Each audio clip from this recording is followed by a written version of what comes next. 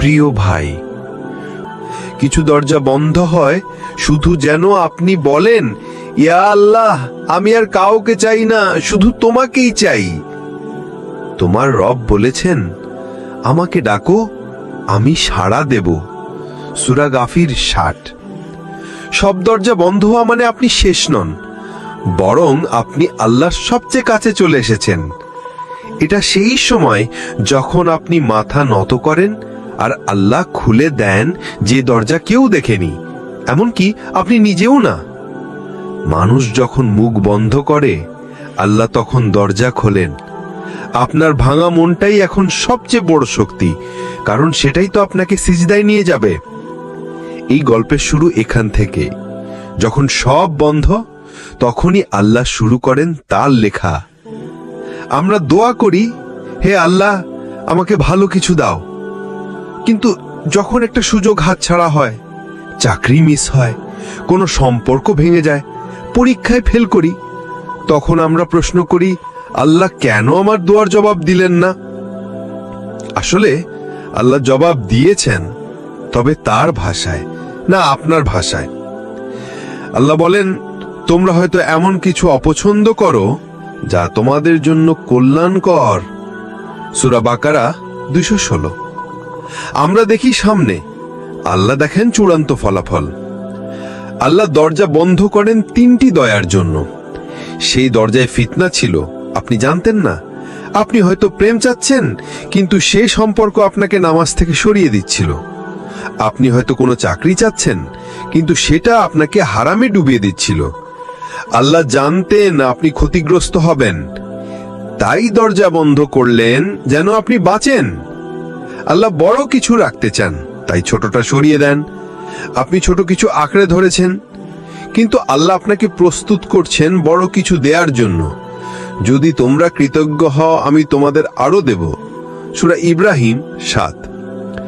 আল্লাহ আপনাকে নিজের কাছে ফেরাতে চান। আপনি গাফেল হয়ে যাচ্ছিলেন, নামাজ ছাড়ছিলেন, দোয়া ভুলে গিয়েছিলেন, তাই কিছু দরজা বন্ধ করে আল্লাহ চেয়েছেন আপনি আসল দরজায় তার কাছে ফিরে আসুন। সবসময় যা চাই তা পাওয়া মঙ্গল নয়। সবসময় যা পাওয়া যায় না, তাই হতে পারে আল্লাহর দয়ার চিহ্ন। আল্লাহ যখন কিছু দেন, তিনি রহমত দেন। আল্লাহ যখন কিছু রাখেন, তখনও তিনি রহমত দেন।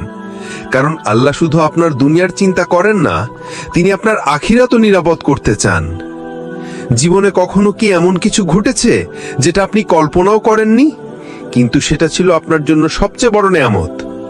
হঠাৎ কারো সাথে দেখা হওয়া, একটি ফোন কল, একটি কথা, একটি ছোট্ট সিদ্ধান্ত, আর সেই জায়গা থেকেই খুলে গেছে এক বিশাল দরজা।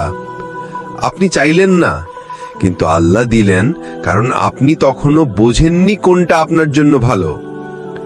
আল্লাহ বলেন, আর তিনি তোমাদের এমন জায়গা থেকে রিজিক দেবেন যেখান থেকে তোমরা কল্পনাও করতে পারো না। সূরা তালাক 3। যে দরজার অস্তিত্ব আপনি জানতেন না, আল্লাহ সেই দরজাও খুলে দেন যদি আপনি তার উপর ভরসা রাখেন। যে দরজাগুলো আপনি খোঁজেননি, সেগুলোর পেছনে থাকে আল্লাহর 3টি রহমত। আল্লাহ আপনাকে দেখান আপনি নিজের জন্য জানেন না কি ভালো। আপনি হয়তো বলেছিলেন এই চাকরিটা দরকার, আল্লাহ বললেন, না, আমি তোকে নেতৃত্ব দেব অন্য পথে। আপনি হয়তো কারো ভালোবাসা চেয়েছিলেন, আল্লাহ দিলেন হিদায়াতের আলো, যেটা আরো গভীর ও চিরস্থায়ী। আপনি যখন দোয়া করেছিলেন, আল্লাহ গ্রহণ করেছিলেন, কিন্তু নিজের উপায়ে। তোমরা যদি আল্লাহর উপর ভরসা করো, তবে তিনি এমন ভাবে রিজিক দেবেন যেমন সে পাখিকে রিজিক দেয়, যায় খালি পেটে, ফিরে আসে পরিপূর্ণ পেটে। তিরমিজি। পাখি জানে না সে কোথায় যাবে, কিন্তু আল্লাহ জানেন সে কোথায় পাবে। আপনার জীবনও ঠিক সেভাবেই চলছে। আল্লাহ নিজের ভালোবাসার প্রমাণ দেন অপ্রত্যাশিতভাবে। আপনি হয়তো ভুলে গিয়েছিলেন দোয়া, কিন্তু আল্লাহ ভুলেননি।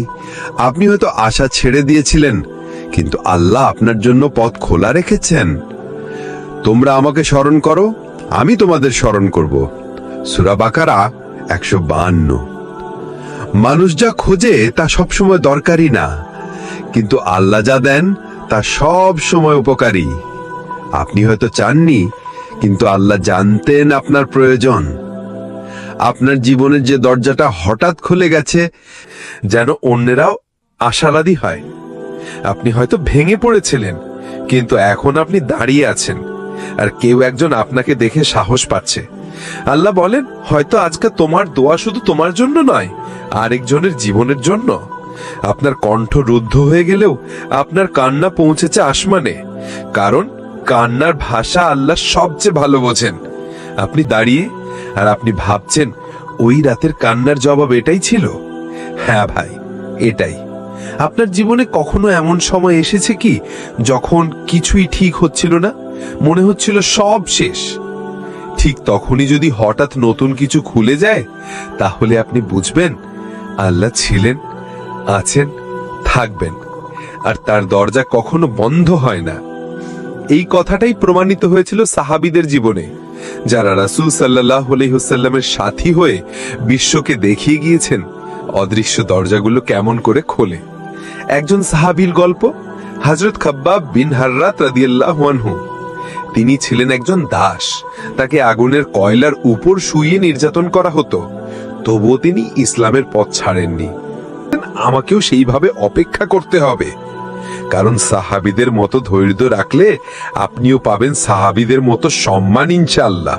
আপনার সামনে যদি সবকিছু বন্ধ হয়ে যায়, তাহলে আপনাকে খুঁজে নিতে হবে 3টি চাবি। দোয়া অন্তরে দেন, যেটা আপনি কল্পনাও করতে পারেননি। আল্লাহ বলেন, যে আল্লাহর উপর ভরসা করে তার জন্য তিনিই যথেষ্ট। সূরা তালাক 3 নম্বর আয়াত। আপনি যতই যদি আল্লাহর উপর যথাযথ ভরসা করতে, তবে তিনি তোমাদেরকে রিজিক দিতেন, যেমন তিনি পাখিকে রিজিক দেন। তিরমিজি 316।